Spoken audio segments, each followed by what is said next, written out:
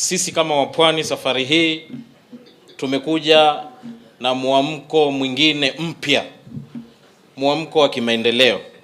Na nataka tu nikwambie hivi, naibu wa rais, kuwa sisi hatutaki kugawanya ile keki ambaye haitoshi kila mwaka. Lakini tumekaa kama wapwani, tumekupatia recipe na ingredients. Tupike keki pamoja, tutoe kipande chetu kama wapwani na ile nyingine tugawe kule kwa taifa la Kenya. Na pia nataka nikupongeze sana Mheshimiwa Naibu wa Rais, kwa sababu kila mwaka wakati wa siasa watu huja wakatukumbusha zile shida zetu tulizonazo, lakini wewe unaongea suluhisho ya yale matatizo tulionayo. Thank you very much. Na mimi najua kwa sababu wewe uko na maoni. Zile siku kidogo mimi nimekaa na wewe, uko na maoni, uko na moyo. Kwa hiyo sisi tunakwambia kama wapwani tutasafiri pamoja, lakini haya ndio yetu ambayo tunayataka kama wapwani. Thank you very much. Hizi ndizo siasa komavu ambazo tunataka, na sisi kuzungumzia masuala ya watu wetu ndio ilikuwa muhimu zaidi ya siasa ya mwaka wa 2022. Tujiepushe na siasa zile zingine, siasa za ahadi, na ziita siasa za danganya toto jinga, siasa za kila siku kuja na kutumia wapwani kama chombo cha kuwavukisha. Hatutaki mengi, tunataka haya ambayo tumesema hapa, na sisi tuko tayari kuvuka na kuendelea na siasa pasi na uoga, kwa sababu sisi tumeamua kusimama katika mstari wa mbele kuhakikisha watu wetu wameweza kupata kile ambacho tunataka. Siasa ni siasa ya maendeleo, si siasa ya lele mama ya kupiga kelele kila kukicha. Na 2022 inshallah Mungu akitupa uhai, sioni kama una pingamizi. Maana ukiangalia mkono wa kushoto uko na mzee hawezi kimbia, ukiangalia mkono wa kulia uko na wale watoto wa Serelak hawezi tambaa vizuri, misuli haijashika vizuri. Kwa hivyo tupige pamoja, tuende mbele, na Mungu akitujalia ututimizie haya. Asante sana. The Deputy President has made pronouncement today. He has made pronouncements in the past, and he's talked about kuunda serikali na mahaslas. He's talked about that very much, and he's talked about working with the hustlers and engagement with the hustlers. Tutazungumza na wao.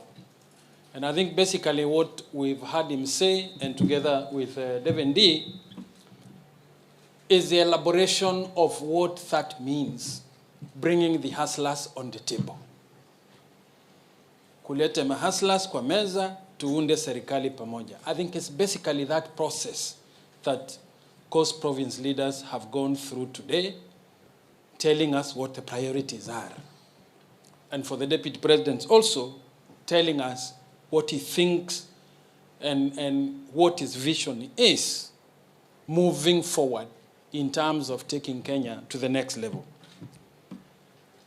And listening to the Coast presentation, you've brought out what are the key interests to your people. Social interest, economic interests, ecological interests. You've brought those ones very clearly. And they cut across. I think I look back at the area where I come from, in Turkana, I find a lot of semblance to the interests that the Coast people have brought out. And essentially, as was elaborated, both your priorities, together with which the team supporting the Deputy President has articulated, all of them agree in one way or another. Kikao hichi ambacho kimeanza siku 3 zilizopita kuanzia Alhamis, technical committee ilipopatana na baadhi yetu, tukaingia Ijumaa na tumalizia leo Jumamosi. Haikuzungumzia veo vya BBI, haikuzungumzia appeal ya BBI, haikuzungumzia BBI, wala sijui sisi tunataka nini pwani. Tumezungumzia Mkenya wa kawaida na rasilimali na haki za wapwani na Wakenya wote kwa ujumla. Hatukukaa hapa kuwapangia wenzetu tutakawabagua namna gani. Tunka hapa tukajipangia vipi tutashirikiana na wenzetu wote. That's why tunataka Mlima Kenya itengeze yao, tunataka Nyanza itengeze yao, Pwani itengeze yao, Northern Kenya yatengeze yao, maeneo yote ya Kenya yatengeze yao, so that we can negotiate the republic through the Hustler Nation. Na sisi sasa hatutaki tena kuleta ule muundo msingi wa ukabila. The founding fathers of our country were the founding fathers of land grabbing, the founding fathers of ethnicity. Sisi ndio tutakuja kuwa the founding fathers of the new republic, ambayo tutaweka Hustler Nation, tutahakikisha kila Mkenya amepata haki sawa sawa. Kwa hivyo tumebadilisha mjadala wa kitaifa, kwamba sisi hatukuja hapa vile watu huviongezea vyeo. Leo tunaona timu katika magazeti ya maapil, mawakili watapewa milioni ya pesa, lazima wawakere wa Kenya wakati wa uchumi mbaya. Sisi tuwasema vipi tuweza tukajitoa katika ili janga la dhulma, tukajiweka katika janga la afueni, ili kila Mkenya aheshimike, to put food on your table and to have hope in our future. Nimkaribishe convener, yule ambaye ni convener na yule ambaye ni mwenyeji wetu possession, ama huu mjadala wetu wa sisi kuwa na kongamano pia la kiuchumi, wakilisha baadhi ya wanasiasa na ambaye ndio dada yetu jukwaa la kitaifa ambalo ameweza kuwa nalo, amekuwa ni sauti kubwa ndani ya pwani ya Kilifi. County ya Kilifi ndio jimbo ambalo kwa idadi kubwa was the birth of coastal region politics. Watu akamrithi, lakini katika fikra yangu mtoto wake hakufika hata robo. Alikuwa yuko na matarajio na maazimio ya technical and political kabla hajampatia uskani, na leo tutaweka mafupi kabisa. Profesa Hassan Mwachimako, deputy president, lakini yeye pia ndo ataendelea mjadala so that we get to all the counties of the coast. Sisi katika mtazamo wetu as a country, as a county and as a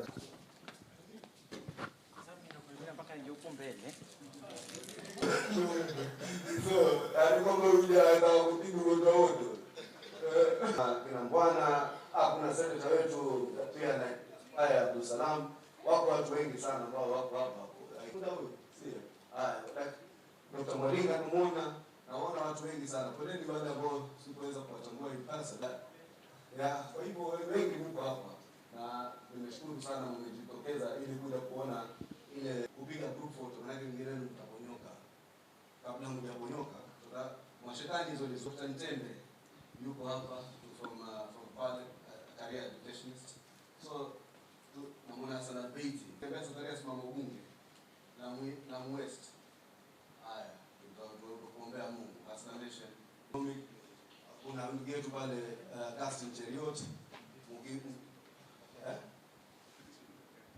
This conversation that we've had here for 2 days was a conversation not about us, the leaders, and positions. The conversation we've had here is about the people and their issues, ordinary people and their issues. And I am very happy that the conversation in Kenya is changing. And leaders are at the forefront in changing this conversation so that the conversation is not about the leaders and positions and their interest, that we have actually moved the conversation from that of identity, this community and that community. We have moved it to a conversation about interests of ordinary people, of farmers, of traders, of pastoralists. The conversation is about coconut and cashew nut and bananas and what we can do in those agricultural value chains to make more money for farmers so that we can get more taxes and we can get access better markets and be able to create more jobs through value addition, agro-processing, and manufacturing. Ladies and gentlemen, this is the conversation of our lifetime, a conversation that is going to propel this country to the next level. I am prepared to sign a charter with the people of this coast region on what needs to be delivered on our economic blueprint. Because I intend to keep my word. There is a lot of misunderstanding, there is a lot of negative perception about politics. But I want to promise you that it is our duty, it is our responsibility as citizens of this nation to work together so that we can march our nation into the next level. To the leadership and the professional teams from the Coast region, we are looking now up to you to take this conversation to ordinary people, to the mama mboga in our trading centers, to the cashew nut farmers, to the coconut farmers, to the fishermen, and what we need to do to build the necessary infrastructure, cold rooms, fishing gear, and everything else that is required for us to tap into the blue economy that can contribute significantly, not just to the financial well-being of the people in this region, but to the ultimate economic well-being of the nation. It is very, we want to stop being potential, we want to start exploiting the potential for the benefit of the people. And if there are hustlers in this country, this is the home of hustlers. The Coast region is the home of hustlers, because we make our living in a very difficult way. For us to send a child to school is difficult. Even getting married is even difficult here at the Coast because of the amount of poverty that is here. But now we are looking at a solution. And I want to say this. I feel great when we discuss the cashew nuts and how to revive it, and how to get the cashew nuts of the trees, processing them and create a value chain for the people. The money will come down to the people. It is very important that we have a negotiated document on the issues about the coast. And I want to agree with the Deputy President the way he has said. A negotiated document, a charter. And there is this matrix that says that what gets measured gets done. What gets measured gets done. Those of you who have done public management and have looked at performance contracting, there's always that saying, what gets measured gets done. We are measuring for the Deputy President. These are the things quantified, said, and enumerated, that these are the things that we want done. And because what gets measured gets done, we have faith that they will be done according to the way we want them. Maendeleo ya kiuchumi katika nchi yoyote duniani yanaletwa na uongozi thabiti na uongozi ulio mzuri. Kwa hivyo sisi kama viongozi na wasomi wetu katika eneo hili la Pwani hatukuchukulia mazungumzo yale kwa kiurahisi. Tulisema tunataka tuwe, wakati anaandika manifesto yake huyu naibu wa rais, basi matakwa ya wapwani kuhusu uchumi na uchumi wao yawe yatakuwa katika daftari lile. Kwa hivyo sisi mnaotuona hapa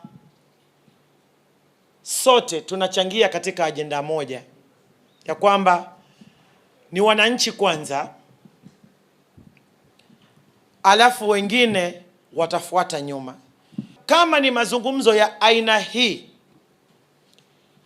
hayajawahi kufanyika kwa umakini na kwa ufasaha kama yalivyofanyika wakati huu. Na baada ya kufanyika mazungumzo haya ambayo yamegusa karibu kila sekta ambayo ni kiungo muhimu na kitega uchumi kwa watu wa Pwani, lazima tulikuwa tupate yule atakaye litekeleza swala hili, na tuwe pamoja na yeye kuhakikisha ya kwamba swala hili limetekelezwa.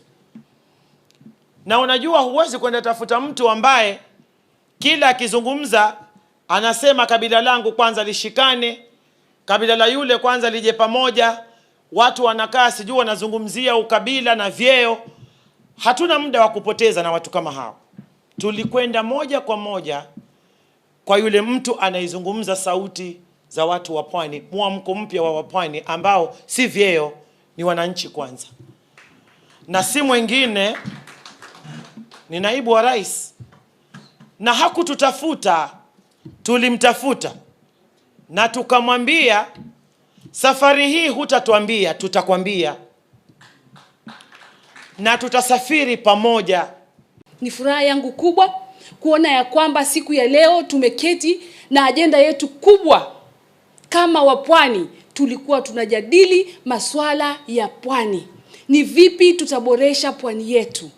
Ni vipi tutaona ya kwamba wakulima ama ukulima wa hii pwani yetu unaenda hatua nyingine na unaenda kuwa faida kwa nchi yetu ya Kenya?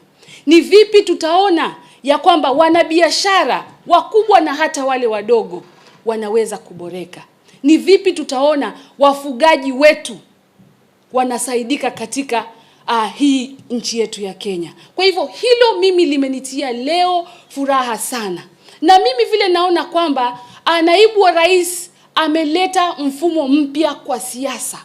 Huu ni mfumo mpya ambao sasa tunaketi tukijadili maslahi ya watu wetu, maslahi ya mwananchi wa kawaida, maslahi ya hata yule mnyonge ambayo huwa inasemekana kwamba mnyonge hana haki. Mimi naona sasa mnyonge anaenda kupata haki yake. For a long time, we have been hostages and prisoners of a conversation about tribes and positions. Today, we want to liberate ourselves and liberate our nation, to have a honest conversation about ordinary people and their issues and their businesses and their agriculture, so that we can truly emancipate our country from the shackles of poverty and underdevelopment. I am very passionate about this discussion because as Deputy President, I have had an opportunity to be at a pedestal where I can relate and understand what government can do if it has the right focus and if it has the correct perspective and if it is engaged with the issues that are priority to the citizenry. We can actually change our nation in our lifetime. And what are the tenets of that vision? It's about equity. I think what you could basically say, gawa sawa. I think that's what people want. It's about public participation, which our constitution emphasizes on. And I think many of you, if you watched the ruling by the High Court just the other day on BBI, it talked about people being the center of the constitution. It talked about public participation. And what that vision talks of, and I think it talks to the coast people, it is about hope. That your problems can really be addressed with a serious government. A government that is functioning, a government that has a political will to provide that hope. It is about empowerment. I mean, 10 million hustlers, informal sector empowered. It means very big for the coast economy, but also for the Kenyan economy. So, politically, because politics is about interest, just as was emphasized by the Deputy President, it's about interest. If these are the key interests of the coast people and the coast leaders, what else remains? Is taking these issues down to the locality and having people debate them and discuss and own that process. We must create a mass movement of believers that that wheelbarrow that was laughed at, it is not just a mere symbol, but it's a representation of how those who are in the bottom, complete bottom of our economy can be lifted up. And that lifting does not amount to creating conflict, class conflict between hustlers and those who have, and those who are in the middle or those who are in the upper part of the economy. No, no, no. Once the hustlers benefit, it is automatic benefit to the middle class and to the upper class. And I think that is how economics works. Your Excellency, so much has been said with the former government, the current government. So many engagements have been done, so many workshops have been done, and all the issues that have been presented are issues that exist. But this time round, Your Excellency, it's quite different. And we believe that our investment, politically and economically, will be felt. And I'm sure each one of us in this room, no one has a doubt that come in 2022, you will be the 5th president of this country. Your Excellency, we have worked together. If there is anyone in this room who can affirm or confirm that you're a man of your word, it's me. Because the first time when I vied for a political seat, I was in a different political party. But I appreciate that you are the first person who approached me and convinced me to come to Jubilee.